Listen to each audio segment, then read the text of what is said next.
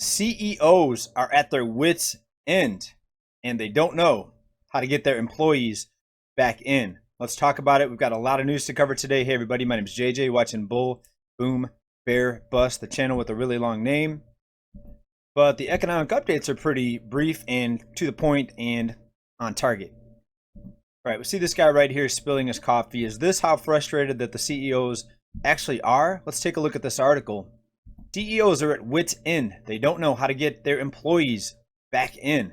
Well, we'll talk about pay here in just a few minutes. All right, so first of all, most of you and I know the reasons why people are not returning to work. It's not one simple answer. There's a lot of different reasons. But some of the bigger ones we're yet to see play out. For example, the eviction moratorium. When people are getting free rent, they're not going to be as desperate to have to get a job.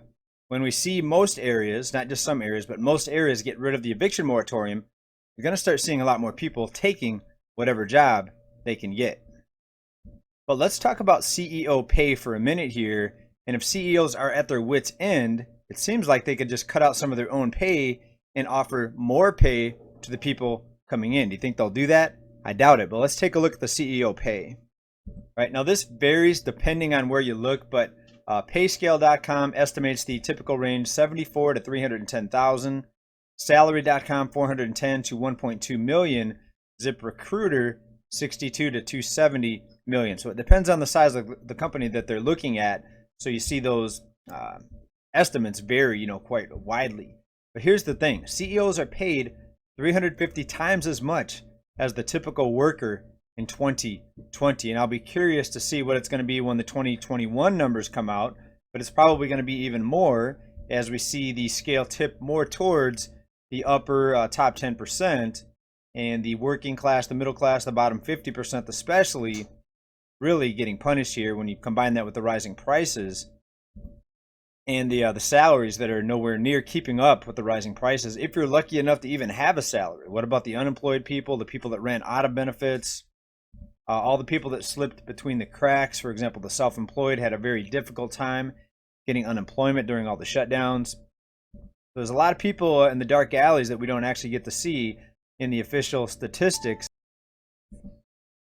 For example, the current unemployment rate is 5.2%. We know that doesn't count a lot of people that are actually not employed. They just don't fit the definition of being unemployed. So when you look at the real number, the raw number is closer to 25%, actually more than 25%, and that's via Shadow Stats.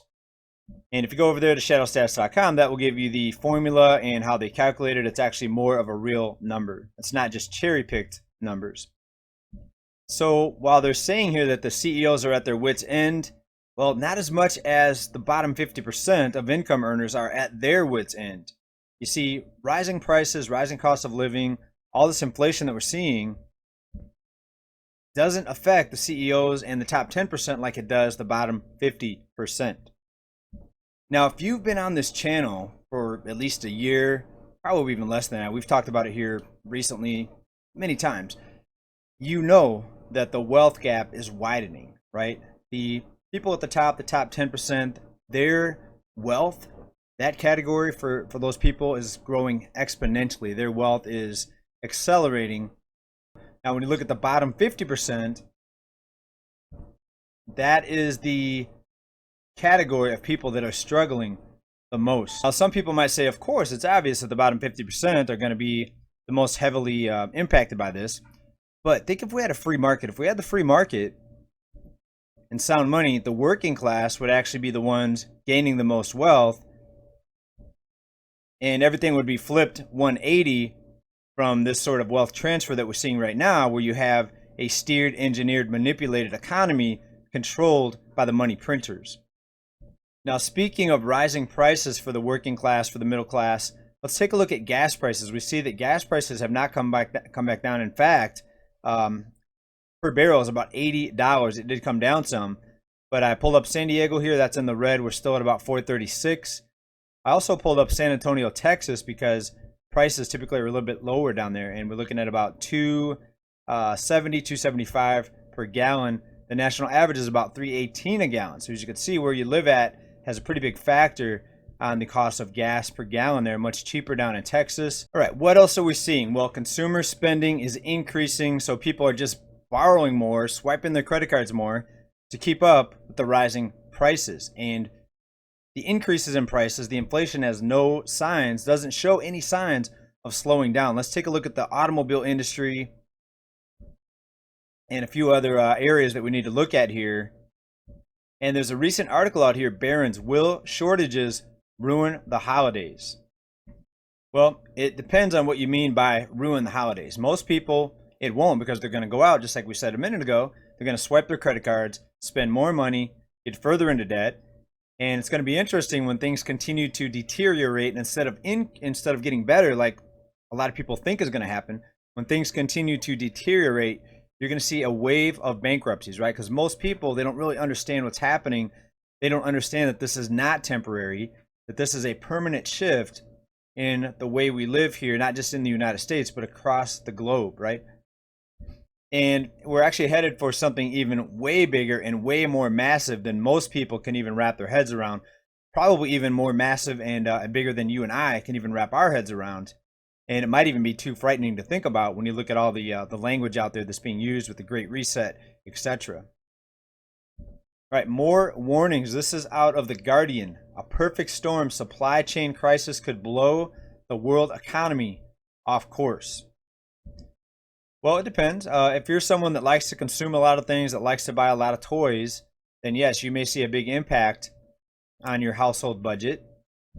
If you're someone that lives below your means, and maybe you're a minimalist and someone that doesn't need a lot of toys and a lot of stuff to be happy, then you may not feel as big of an impact. But if you have a family or kids especially that are really needy, that are going to be begging for stuff, you need to straighten them out and show them what's really happening.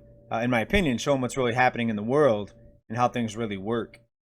All right, finally, let's talk about the automobile industry. There are several dealers out reporting huge inventory declines. Here's one out of Florida, a decline of 50% in their used car inventory. We're down 50% in inventory. It's just that they're not out there. There's not enough cars. And more people are starting to go to auctions and bidding on cars at auctions to try to find the car that they want, because it's such a low supply at the dealers. So even wholesale and auction priced cars are even rising. Where are car prices rising the most? Well, this is out of WGN9.com. I believe that's Chicago there, state by state. And it starts from the lowest to the highest. The lowest, New Jersey, New York, surprisingly. The highest, let's skip right to the highest. Alaska. If you're out there amongst the bears and the outhouses, you paid an extra 46%. Prices rose 46% in 1 year in Alaska. The next highest, Hawaii, up almost 40%, followed by Utah, 32%, Louisiana, 32%, Iowa, 31%, down the list here. So no sign of things slowing down. The chip shortage, still a shortage. There's not a big surge in manufacturing. Some people say they believe there's a big warehouse of chips somewhere that they're just waiting for the right moment to bring them out, and they're going to make all of them become available at once, and then car prices are going to crash. I've heard that prediction or that theory, but I'm not sure who's right. But what we need to do is continue to prepare, because there's a lot of uncertainty right now, to say the least. We can all agree on that, right? A lot of uncertainty. How things are going to play out exactly, we don't know, but things are looking very, very concerning here on my end. Please let me know what you think down in comments. Thanks everybody for being here. Stay well, keep stacking, stay prepared, stay safe, stay positive. Bye for now, everybody.